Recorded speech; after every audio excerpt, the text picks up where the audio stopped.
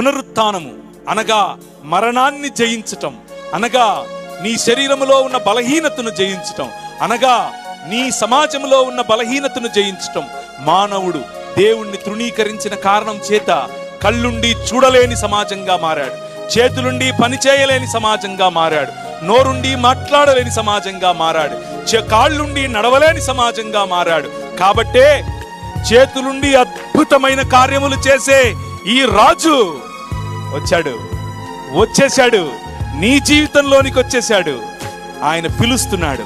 ఈరోజు రాత్రి ఒకవేళ కూర్చున్నటువంటి మీలో, మైకుల ద్వారా వింటున్నటువంటి మీలో, లైవ్ ద్వారా చూస్తున్నటువంటి మీలో, మీ హృదయంలో, మీ హృదయానికి పట్టినటువంటి పాపం అనేటటువంటి ఈ రోగం, ఈ దేవుణ్ణి తిరస్కరించటం అనేటటువంటి రోగం, దాని నుంచి మీకు విముక్తి కావాలా? ఒక్క క్షణం మీ మనస్సుల్లో, మీ హృదయాలపైన చేయి వేసుకుని దేవుని వైపు చూడండి. ఇదే రక్షణ సమయం, ఇదే రక్షణ దినం.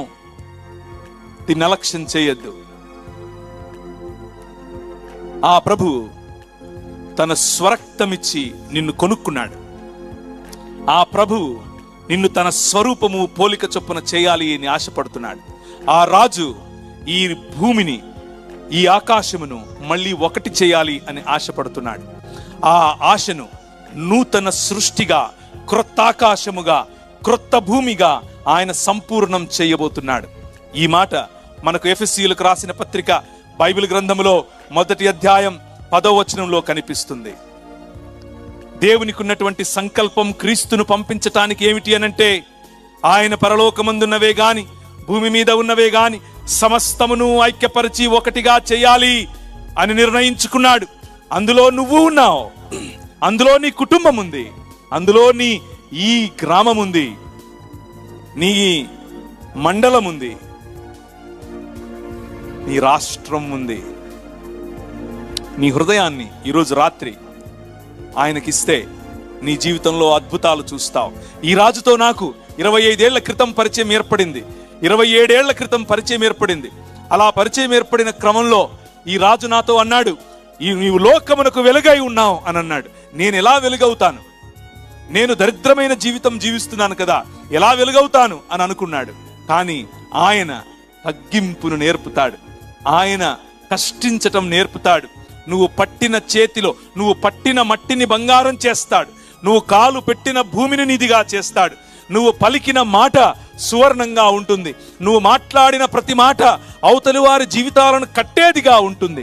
నీకేదో ఈ ప్రభువు వద్దకు వస్తే ఏదో గొప్పగా ధనం వస్తుంది, ఏదో గొప్పగా ఇంకేదో అయిపోతుంది, నీ రోగాలు పోతాయి, నీకు పెండ్లవుతుంది, నువ్వు కార్లు కొనుక్కుంటావు. ఇది కాదు నేను చెబుతున్నది. నీ జీవితాన్ని ఒక ఆశీర్వాదమునకు, నిన్ను ఎలాగూ ఆశీర్వదిస్తాడు, కానీ నీ ద్వారా నీ గ్రామాన్ని ఆశీర్వదిస్తాడు, నీ ద్వారా నీ మండలాన్ని ఆశీర్వదిస్తాడు, నీ ద్వారా నీ దేశాన్ని ఆశీర్వదిస్తాడు. ఆ రాజు నిన్ను పిలుస్తున్నాడు. ఈ రాత్రి రా, నాతో కలిసి ప్రయాణం చేయి అని పిలుస్తున్నాడు. ఆ రాజు యొక్క పిలుపు గనక నీకు వినపడితే, ఆ రాజు ఈ లోకానికి వెలుగుగా వచ్చాడు. ఆ రాజు వెలుగుతూ ఉన్నటువంటి రాజు. ఈ రాజు యొక్క వెలుగు తిరుగుతూ ప్రజలను వెలుగుగా చేస్తోంది. ఈ వెలుగు ఈ రాత్రి నీ దగ్గరికి కూడా వచ్చింది. ఈ వెలుగును ఆర్పుతావా లేక నీలోనికి ఆహ్వానిస్తావా? నేను ఆహ్వానించాను ఒక రోజు, 27 ఏళ్ల క్రితం ఆహ్వానించాను. ఆయన నా జీవితాన్ని వెలుగుమయం చేశాడు. నాకు కష్టాలు లేవు అని నేను చెప్పట్లేదు, కానీ ప్రతి కష్టంలో ఆ రాజు నాకు నిలబడ్డాడు, నాతో నిలబడ్డాడు. నేనున్నా అన్నాడు.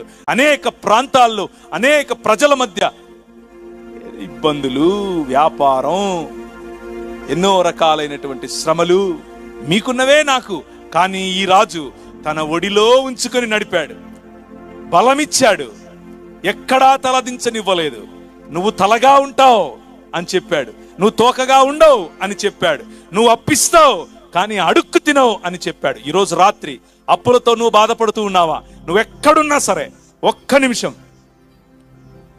నీ అప్పులు, నీకున్న ఆర్థిక ఇబ్బంది, నువ్వెక్కడున్నా సరే ఒక్క నిమిషం, నువ్వు మైకుల ద్వారా వింటూ ఉన్నా, నువ్వు లైవ్ ద్వారా వింటూ ఉన్నా, ఒక్క నిమిషం నేను చెబుతున్న మాట చెప్పి చూడు. అబ్రహామును ఆశీర్వదించావట, అబ్రహాము జీవితంలో అనేకమైన ఆశ్చర్య కార్యాలు చేశావట. నిన్ను నమ్మిన ప్రతివాడిని తలగా ఉంచుతావట. అవమానముతో అప్పుల బాధతో కృంగిపోయిన నన్ను తలగా చేస్తావా అని అడిగి ఒక మాట అడిగి చూడు.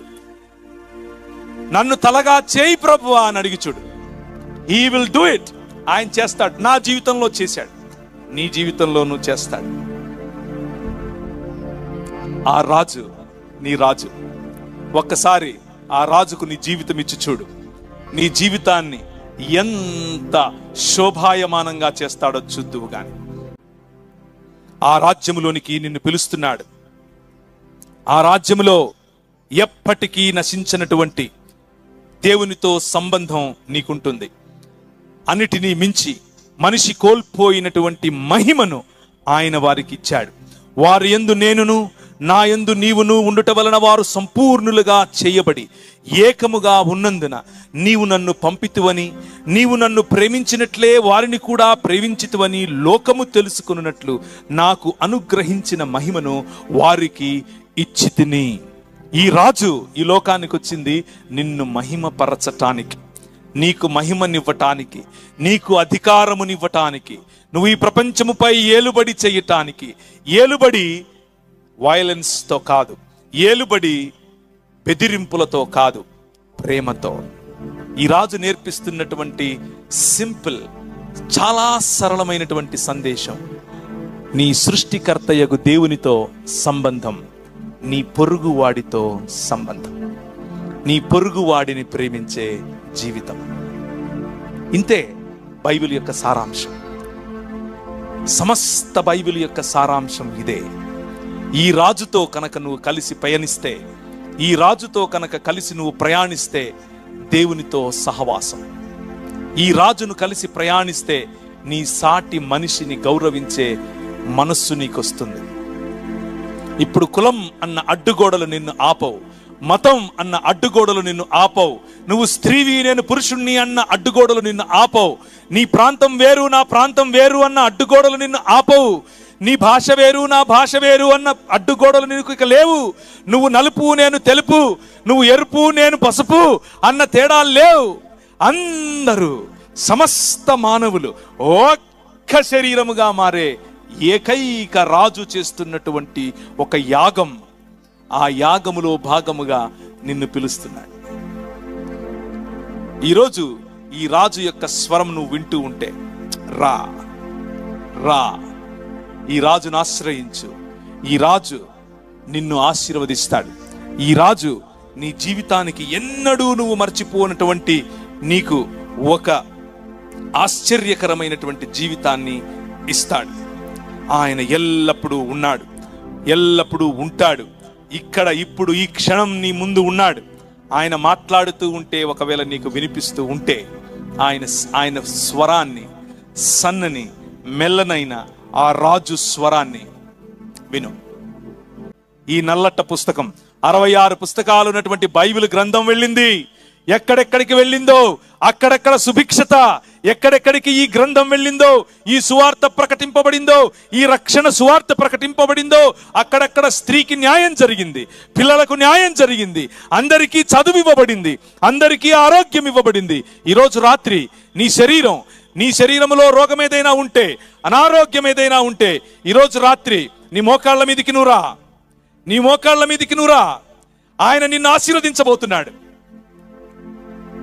నీకు కణితి, నీ క్యాన్సర్, నీ ఎయిడ్స్, నీ ఏదైనా సరే ప్రపంచంలో, నీ హృదయంలో ఉన్న రోగమా, నీ శరీరంలో ఉన్న రోగమా, ప్రతి ఒక్కటి ఈరోజు రాత్రి నిన్ను ఈ ప్రభువు తాకబోతున్నాడు. నేను చెప్పినందుకు కాదు, నువ్వు అడిగితే. నేను చెప్పినందుకు కాదు, నువ్వు అడిగి చూడు. నువ్వు మోకరించి ఆయన్ను పిలువు. నువ్వు నన్ను స్వస్థపరుస్తావట, స్వస్థపరుచు యెహోవా నువ్వట. నువ్వు దిగి వచ్చిందే అందుకట. మానవులకు స్వస్థతట, ఈ లోకమంతా సంతోషమట. మరి నా కుటుంబంలో సంతోషం లేదు, నా జీవితంలో సంతోషం లేదు, రా ప్రభువా అని ఒక్క మాట చెప్పు, నీ జీవితం మారుతుంది. Tonight is the night that you will see the day. ఈ రాత్రే నీకు వెలుగుమయమైన రాత్రి. ఈ రాత్రి నీ జీవితాన్ని మార్చే రాత్రి. ఈ రాత్రి నీ రోగములు పోగొట్టే రాత్రి. పరిశుద్ధాత్మని శక్తి చేత నింపే రాత్రి. ఈ రాత్రి నీ మనసును కఠోరం చేసుకోవద్దు. ఈ రాత్రి ఈ రాజు దగ్గర కన్నీళ్లతో ఒక్క మాట చెప్పు చాలు. ఒకే ఒక్క మాట. నువ్వు రాజువట, నువ్వు దేవుడివట, నిన్ను అనుసరిస్తే సుభిక్షతట, నిన్ను అనుసరిస్తే రక్షణట, నిన్ను అనుసరిస్తే నాకున్న ఈ సంకెళ్ళు విరిచేస్తావట. నేను నిన్ను నా హృదయంలోకి ఆహ్వానిస్తున్నాను, అంతే, ఇంకేం లేదు. రా, నా సంకెళ్ళు తెంపే. ఆయన చేస్తాడు.